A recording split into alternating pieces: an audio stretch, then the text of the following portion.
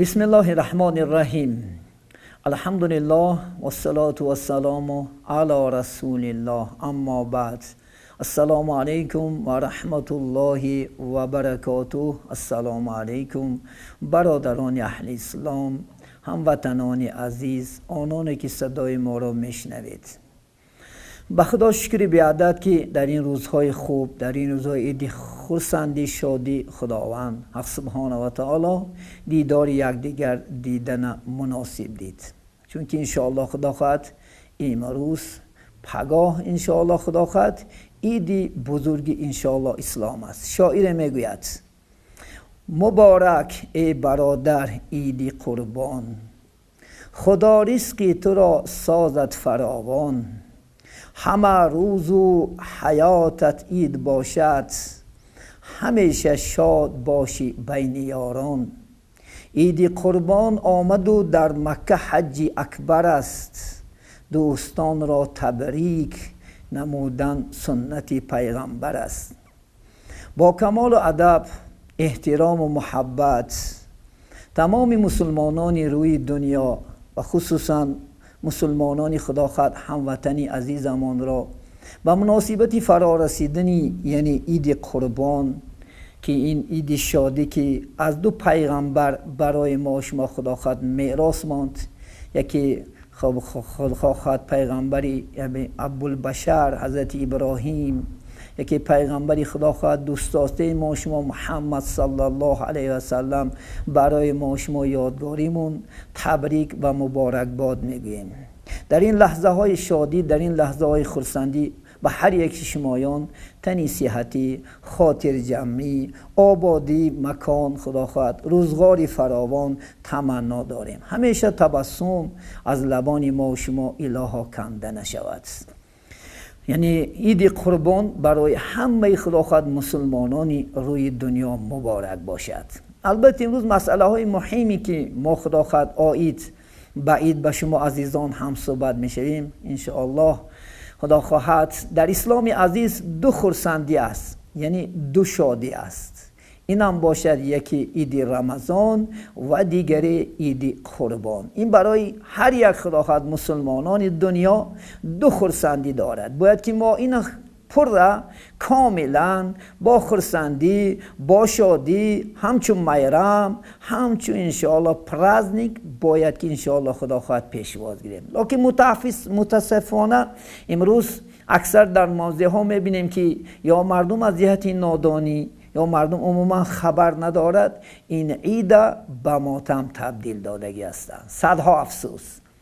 صدها افسوس که من در اکثری موضع ها مشاهده میشم، شاهد میشم که یا که از کم علمی داملاگان این خداخواه داملاها با وجود اومدگی است، یا که از سبب به علمی نمیدانم تا کی ما و شما این انعنه های نادرست، انعنه های ناخوش خداخواه ادامه میتیم. بینید که شما تمامی در دنیا تمامی انشاءالله خدا خواهد همه ساحه ها ترقی دارد، دیگرگونی ها با وجود اومد، لیکن اسلام عزیز در دیار ما و شما، در ریان ما و شما، در سوخ زمین ما و شما عموما خدا خواهد دیگرگونی ندارد. گویا که یک چیزی کهنه، یک چیزی پوسیدگی موندم. نه، دین خدا خواهد به زمان هماهنگ است.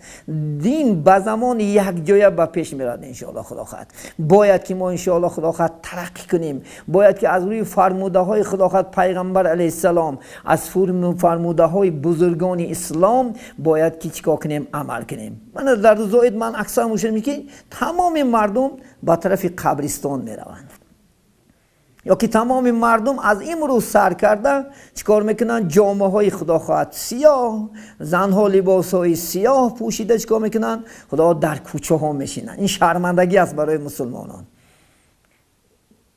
من خدا خواهد با باوری کامل برای شما میگم انشاءالله خدا خواهد من کتاب میبینم، از روی کتاب با شما هم صحبت میشم تا کی ما به انعنه های پوسیدگی، انعنه های بدعت و حرامات و باطل عمل میکنیم. من اکثری داملا میدونن کتابی مختصر گفته کتاب است، اگر باوری داشته باشن همین کتاب ورق زنن خدا خواهد در همین بابی خدا خواهد یعنی روزهای خرسندی است. چی میگه؟ سنت چی است؟ من ببینید در روزی وی و ندب یوم الفطر ان یأکل و یستاک و یغتسل و یتطیب و یلبس احسن الثیاب. پیشوای ما شما خدا خواهد عالمان فقه اسلام در مذهب امام اعظم رحمت الله علیه مستحب است میگه، هم سنت است میگه در روز عید یکم چی؟ یعنی دندان ها را شستن سنت. از دهن بوی ما و شما برادرای ما و شما، از دهن بوی ناخوش ما و شما فرشتگان و الله خدا خواهد آزار نکشد. دوم کاری که ما و شما میکنیم سنت است، مثل میکنه آب بازی کردن سنت است. عطر زده گشتن در اسلام سنت است. و یلبس احسن ثیابی سنت است. روز عید میگه بهترین لباس پوشد. ما شما در روز عید چی میپوشیم؟ لباس سیاه. در روز عید چپان سیاه. در روز عید بجای خرسندی، بجای شادی، غم، غربت فقط میخریم خلاص. من بهترین لباس پوشین خدا خواهد انشاءالله.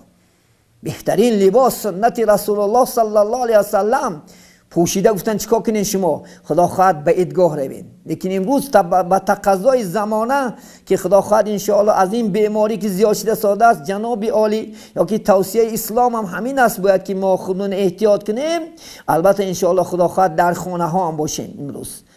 من پگه عموما خدا خواهد من شکرانه میکنیم که جناب عالی هم همین چیز درک کرد، موافق سنت شد که امروز قبرستان خدا خواهد زیارت شد، در نماز عید داشتن. بسیار خوب شد، بسیار بهترین موافق طبق سنت های رسول الله صلی الله علیه و سلم شد. پگه عموما یگان مرد نزن به طرف قبرستان رفتنش. حتی اینکه از جهت بیماری زیاد شدن خدا خواهد خادمان حکومت هم امروز خدا خواهد انشاءالله نمازهای عید البته در خانه ها خوانده میشد. ببینید این عید گفتگی خرسندی است. من رسول الله صلی الله علیه و در زمان رسول الله در کتاب دینی مطالعه کردم. من رسول الله صلی الله علیه و سلم وقتی که نماز خواندن، نماز عید ادا کردن، یگانه زیارت به سوی خانه چی رفتن؟ دخترش فاطمه رفتن. چون که بسیار دوست می داشته که دخترشو فاطمه بود. وقتی که در راه می رفتن کودک ها بازی میکردن، خرسندی میکردن، شادی میکردن. رسول الله منکرگی نیست، چون که گفتن امروز روزی خرسندی است، امروز روزی شادی است، امروز روزی یکدیگر را تبریک کردن، روزی خنده، روزی تبسم است. وقتی که می رفتن میگه در سر راه یک کودک دیدن که با لباسای کهنه، لباسای دریدگی گریسته است. آیسته رسول الله نزد همون کودک رفتن سوال کردن بچم امروز روزی شادی است، امروز روزی خرسندی است، برای چی تو بچم گریه میکنی؟ و رسول الله کودک من کردن که ولی کودک نه غم داشت، نه مادرش مردگی بود، نه پدرش مردگی بود، نه اولادش مردگی بود که برای وی گریه کند. برای خاطر چی؟ گفتن یا رسول الله فقط من آرزوم همین است که گفتن وقتی که پدرم مرد مادرم شوهر کرد، مادرم شوهرش من برآورد از خانهش پیش کرد. من جای میرفتگی ندارم، کسی نیست که من نوازش کند. رسول الله میگن همون کودک در کنارش گفتن میخوای که پدر دار شی؟ گفتن من پدری تو. میخوای که مادر دار شی؟ خانه بردن نگد عایشه مادرم گفتن که من همین مادرت. یعنی فاطمه اپچر، یعنی امام حسن حسین اکا و دادر میگن. گفتن عایشه لباسای خوب و شکمکاش سر که امروز روز خرسندیه و روز شادیه. ببینید از این کاری عمل رسول الله صلی الله علیه و سلم ما چیکار کرده سادیم امروز؟ ما دماغ عموم از اسلام خبر نداشتیم. نام مسلمان، صورت مسلمان. شاعر میگه مشو بنده نوکی زبانی، مبادا که در دوزخ دایم نبانی. نمک مقد ما بنوکی زبان هم مسلمان تمام عملایی که میکنیم خلاف شریعت، خلاف قانونهای شریعت. من چندین کتاب مطالعه کردم، یگان جاش ندیدم که رسول الله صلی الله علیه و سلم یا که زنهاشو یا که برمده مزار رفتاشن یا که لباسای پوشی داشتن که نه دیگر ایدم ماتم ده. یگان نه، دائم خرسندی بود. وظیفه ما و شما همین است، در خاندان همه عائلات جمع زنیم انشاءالله خدا خواهد، یا دیگر مبارکباد کنیم، طعامهای خوب کنیم انشاءالله خدا خواهد. آخه خودش عید گفتگی چیز کلمه تاجیکی خرسندی، شادی، همینم تحلیل کنه میتونیم. من ملاها را تأکید میکنم که صدای من میشنین، پگه خدا خواهد خانه مردم رفته قرآن نخوان، در بدر آدما نگرد، رنگ زرد کرده. با عائلت خرسندی کن، ما و شما عالما عمل کنیم انشاءالله خدا خواهد این قوم و جمعیت ما و شما نتابع می شود. من گم و خودم نکنم و بیکار است. علمت در عمل یار گردد، قدری تو 1000 گردد. رزق الله میتید. شما رزق از الله بینین، از بنده نه. حتی اینکه من میشنم که مردم گفته ساده است که همین آدما اگر مولا خودش نکنن همین کارمون نمیکنه. ما عیب داریم، ما عیبامون تنگ گیریم. با بجای محلا بودن مبارزه بودن که امروز خورسندی شادی است، ما رفته در تگ دروی شیشته گیریم. کی باور میکند اسلام؟ کی باور میکند اسلام حقیقت چیه؟ کی قبول میکند؟ امروز تمام دنیا را بین از روی تورگش، از روی حقیقتش همه ایمان آورده ساده است. ما ایمان داره چی؟ باوریمون نیست در اسلام. باوری نداریم، کارهای نادرست نمیکنیم. این سنت هایی که پیامبر برای ما توصیه کرده روزای عید ترکش میکنیم. همین آگاه باشین انشاءالله خدا خواهد. از همین پگاه سر کرده موندگی تمام عیدا باید با خرسندی میگذرد خدا خواهد. تمام عیدا خدا خواهد با شادی گذرد. کمچه یک میرم شود انشاءالله خدا خواهد. پگاه خدا خواهد پدرک تا خانت بیار، مادرک تا خانت بیار، لباسک های خوب پوشن، دعاش گیر. در محله یتیما هستن، بیچاره ها هستن، بینواها هستن، بیکسا هستن خدا خواهد انشاءالله. رو از احوال این سنت است. خدا خواهد من پگه گوسفند میکشین، قربانی کردن واجب. قربانی اگر آدمی بای باشد بالکل همشه کم بغلان دادنش در کار. بالکل همشه خدا خواهد 2 کیلو 1 کیلو که بر بیچاره کم بغلان در این روز خرسند شوند، در این روز شاد شوند. اسلام خدا خواهد چی است؟ حق پرور است. اسلام دین سخاوت است انشاءالله. فکر اسلام هم فکر حکومت هم یک است. چی است؟ پیش بردن خدا خواهد انشاءالله چی است؟ یعنی کم بغلا را از یعنی چی؟ کم بغلی خدا خواهد برآوردن است، یا که محتاجا را دلاشون شاد کردن است، یاد کردن. اسلام هم همین است. دین ما و شما خودش دین سخاوت است. حتی در دروازه جنت به نام سخاوتمندا یک دروازه شدگی است. الله خدا خواهد کم بغل ها را میراث خوری که کرگی است، بای ها کرگی است. ولی بعضی ها گم میزنده میشنیم خودش کم بغل شده است، حرکت کند دیا، بخورد دیا، بپوشد دیا، فلان کند دیا. این دنیا هست. شکر که سری خودمونه نیاید، چون که کم بغل هم میکند الله. حضرت مولوی میگه که نجنبد هیچ جنبنده ز یک سو، تا که نخواهد جنباننده او. که شاه از پیش خود شاه از کجا شد، کجا سائل ز پیش خود گدا شد. اوی بایا را کی کرد؟ اوی کمبغلا را کی کرد؟ اگر نقاش نیکان را سرشته، بدان را در اینجا کی نوشته؟ اگر این آدم خوب خدا کشه، این بدا کی کرد؟ همه در حکم تقدیرش دواند، به هر سوی که میخواند رواند. بخاری سوی کافر هم مبینی، مبادا که فروزد شمع دینی. کافر را به چشم پس نبین. اگر الله بخواهش در 1 دقیقه خدا خواهد عالم اسلام می شود. اگر او کم بغل الله بخواهد در 1 دقیقه چی می شود؟ باشیده می رود. چون که همه چی میکند؟ الله میکند. ما او مثال بیچاره ها را برای ما عبرت کرده است که ما هم شکرانه کنیم که او روز بسری ما هم می آید. من در این تاریخ 30 سالم میدونم که آدمایی که بای بودن امروز نون نمیابن خورن. آدمایی که نون نداشتن امروز باشیده رفتن. این همش در دست الله هست. جای طعنه زدن، جای خندن نیست خدا خواهد انشاءالله. یک حکایه هست، یک بای میشود بسیار سخاوت بخیل. عموم یگان یه روز یک طلبنده میآید چیز میپرسد.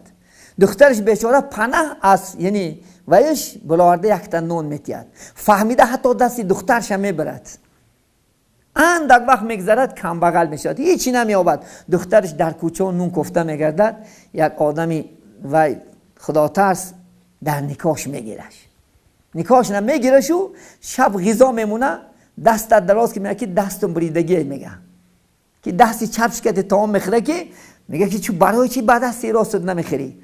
میگه همین خیلی کاش نمیگه که یک بار میگه حاطف یک آواز دهنده آواز میاد میگه که دست برور.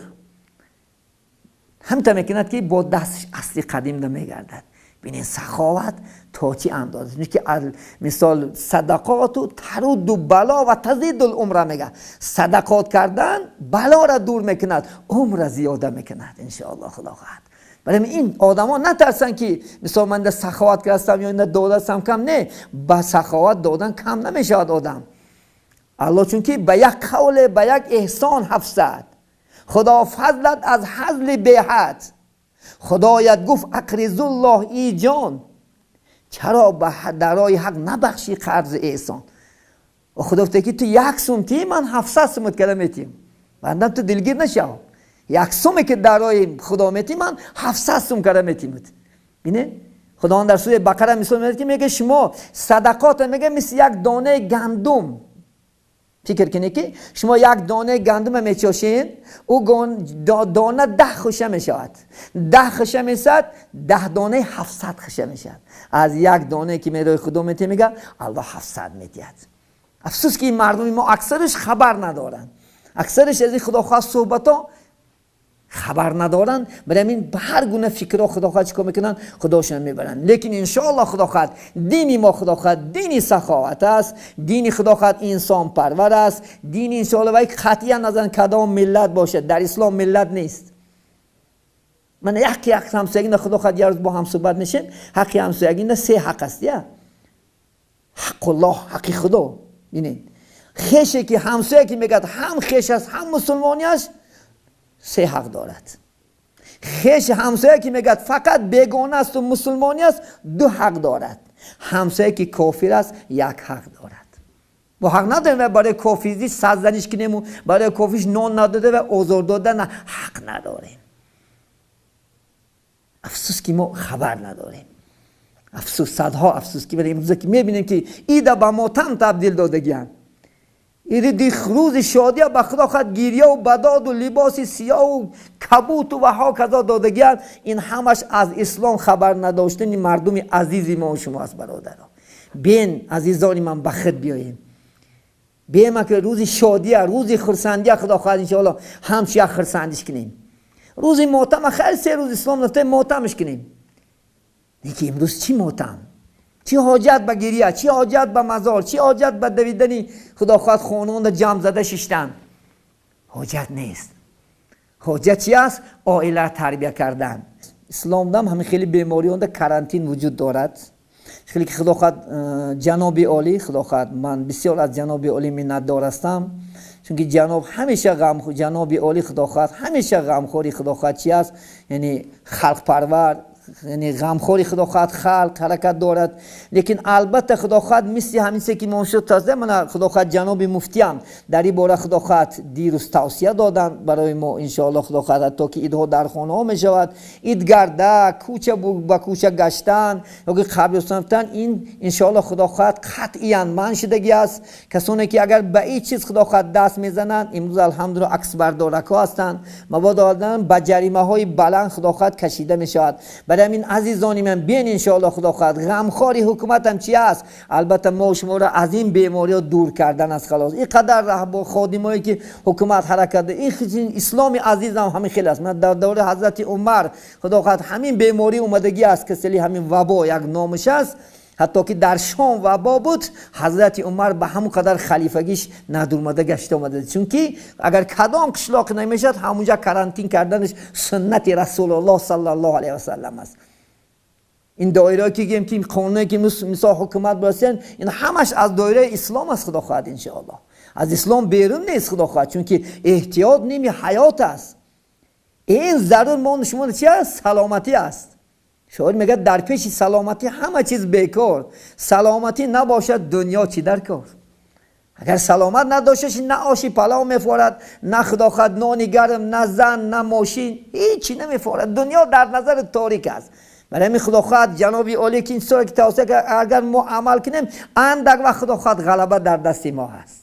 الله هم راضی میشود. خداخواد همه خداخواد به این قانون ها، به این خداخواد عمل هایی که خداخواد توصیه که داده شدیم همه عمل کنیم. همه یک تن یک نیاشیم خداخواد با روزهای خرسندی، روزهای شادی خداخواد در پیش است. چون که شاعر میگه از ناامیدی ها بسا امید است، پایان شب سیاه ان شاء الله سفید است. عزیزان من، این شب با روز دارد، این غم ها با شادی دارد، این خداخواد این ماتم ها با خرسندی دارد. ما دلگیر نباشیم ان شاء الله خداخواد. با اندک وقت اگر ما صبر کنیم، طاقت کنیم ان شاء الله خداخواد. خدا قرآن میگه اعوذ بالله من الشیطان ان الله مع الصابرین. خدا با همراهی صبر کنندگان است. ان شاء الله خداخواد غلبه در پیش است. در همین جا صحبت به پایان میرسونیم. بار دیگر به این آمد خداخواد عید مبارک قربان تبریک و مبارک باد میگیم. همیشه الله سبحانه و تعالی بیان طفل این روزی خرسندی،